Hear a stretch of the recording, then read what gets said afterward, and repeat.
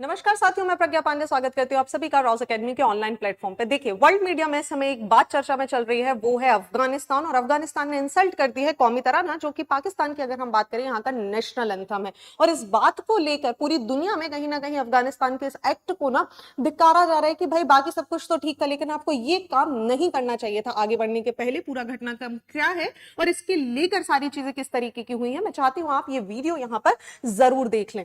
देखिए, आपके सामने ये वीडियो यहाँ पर प्ले हो रहा है, आप देखेंगे इसमें सारे लोग खड़े हैं और केवल दो लोग आपको यहाँ पर बैठे हुए दिखाई देंगे। They are not even standing. और इस समय यहाँ पर कौमी तराने को प्ले किया जा रहा है, पाकिस्तान के नेशनल एंथम को प्ले किया जा रहा है। Even if you will see they are smiling. और इसी के साथ जो पूरा प्रॉब्लम है ये यहाँ पर बढ़ गया है, क्योंकि सभी का बोलना ये है कि पाकिस्तान और अफगानिस्तान के बीच में वैसे ही चीजें ठीक नहीं। और उस पे से अफगानिस्तान का ये जो एक्ट है ना, इसने दोनों देशों के बीच में जो एक रिस्पेक्ट है, जो एक म्यूचुअल रिस्पेक्ट है, उसको भी ऑलमोस्ट यहाँ पर खत्म कर दिया है। देखिए, आपको पता होगा रिसेंटली पाकिस्तान ने अफगानिस्तान के ऊपर काफी ज्यादा एयर स्ट्राइक करी है, बहुत सारे लोगों की यहाँ पर जान गई है। और इसी के साथ पाकिस्तान ने बोल दिया, अगर अफगानिस्तान लगातार हमारी टेरिटरीज में इन्फिल्ट्रेट करने की कोशिश करेगा या हमारे मामलों में हस्तक्षेप करने की कोशिश करेगा, तो हम यहाँ पर अफगानिस्तान के ऊपर और भी ज्यादा अटैक करेंगे।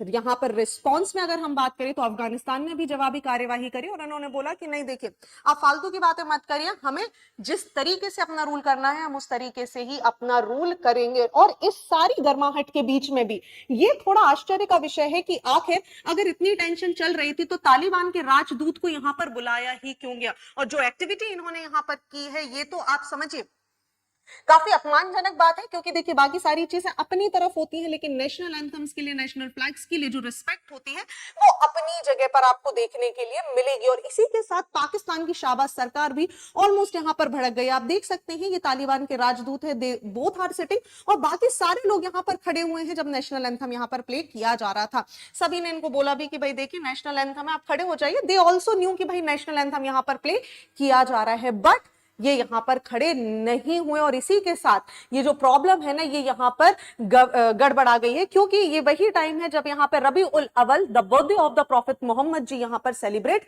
किया जा रहा था। और इसी के साथ इन्होंने जो रीजन दिया है ना, वो बड़ा विचित्र टाइप का है। इन्होंने जो बात बोली है कि भाई हमने राष्ट्रगान क्यों नहीं गाया है, ये सारी चीजें इन्होंने बोला है कि तालिबान के जो उसूल है उसके खिलाफ है। अब अगर मैं आपको इसका रीजन बताऊंगी ना कि इन्होंने ऐसा क्यों बोला कि हम क्यों नहीं खड़े हो, आप सुन के बहुत ज्यादा हंसेंगे। लेकिन उसके पहले आप यहाँ पर ये स्टेटमेंट जरूर पढ़िए इनका, जो थोड़ा सा मजेदार है।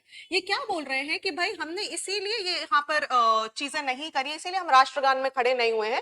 हमारा कोई भी इंटेंशन नहीं था कि हम किसी भी तरीके से क्या करें, आपको डिसरिस्पेक्ट करें। लेकिन सिंस 2021 से आपको पता है अफगानिस्तान में म्यूजिक बैन है, इसीलिए there was a music in the national anthem and the Afghan council general did not stand up while the national anthem was being played। और इन्होंने बोला कि देखिए हमने बैन किया हुआ है यहाँ पर गाने को, अगर आप गाना नहीं बजाते तो हम खड़े हो जाते। अब ये थोड़ा सा आप देखिए बड़ा हास्यास्पद सा स्टेटमेंट है। बिना म्यूजिक के नेशनल एंथम कैसे प्ले किया जा सकता था। आपको पता होगा 2021 में अफगानिस्तान में जैसे ही तालिबान गवर्नमेंट आई और जैसे ही यूएस की जो सेना है ये यहाँ से रिट्रीट करेगी, सारे के सारे म्यूजिकल इंस्ट्रूमेंट और जितने भी संसाधन थे म्यूजिक के, उन्हें पूरी तरीके से डिस्ट्रॉय कर दिया गया, जला दिया गया। और 2021 में यहाँ पर तालिबान सरकार ने म्यूजिक को बैन कर दिया गया। वो सब तो ठीक था, लेकिन ये जो इन्होंने रिस्पॉन्स दिया है ये थोड़ा सा विचित्र। और इसी के कारण आपके दिमाग में भी आ रहा होगा, तो जब आप क्रिकेट खेलने जाते हैं तभी भी तो नेशनल एंथम बजता है, तभी भी तो म्यूजिक प्ले होता है, तब आप यहाँ पर क्यों खड़े हो जाते हैं। और यही बात यहाँ पर की गई है। इन्होंने बोला है कि जिस तरीके से वर्ल्ड कप में यूएस अफगानिस्तान टीम यहाँ पर खड़ी होती है जब नेशनल एंथम यहाँ पर प्ले होता है, similarly during the India Afghanistan match in India there was no protest against the India's anthem. तो सारे लोग यहाँ पर इस तरीके से खड़े होते हैं, सारे लोग रिस्पेक्ट शो करते हैं जब बात आ जाती है नेशनल एंथम्स की। क्योंकि कहीं ना कहीं अगर हम राजनीतिक कोड्स की बात करें तो ये दर्शाता है कि आप किसी देश की रिस्पेक्ट कितनी कर रहे हैं। जब आप उस देश के नेशनल एंथम के लिए, उसके नेशनल फ्लैग की रिस्पेक्ट नहीं कर रहे हैं, तो आप उस देश की कितनी रिस्पेक्ट करते हैं। ये बात भी यहाँ पर सोचने वाली होती है, क्योंकि जब भी आपने देखा होगा वर्ल्ड कप होते हैं, मैचेस होते हैं, और जब भी किसी भी देश का नेशनल एंथम प्ले होता है, सारी टीम्स यहाँ पर खड़ी होती है, चाहे पाकिस्तान हो, अफगानिस्तान हो, इंडिया हो, रिस्पेक्टिव एनी टीम, सभी लोग यहाँ पर एटलीस्ट अगर उसको गाते नहीं है तो साथ में खड़े जरूर हो जाते हैं। लेकिन ये जो एक्टिविटी यहाँ पर हुई है ये इतनी ज्यादा ठीक नहीं है जिसे वर्ल्ड मीडिया या फिर दुनिया के लोग इस समय अगर डाइजेस्ट कर पाए। क्योंकि इसकी वजह से होना क्या है, अफगानिस्तान और पाकिस्तान जो कि एक डिस्प्यूटेड अगर आप बात करें एक टेंशन भरा बॉर्डर शेयर करते हैं यहाँ के लोगों के ऊपर, इस एक्ट का कोई ना कोई इंपैक्ट हमें जरूर देखने के लिए मिलेगा।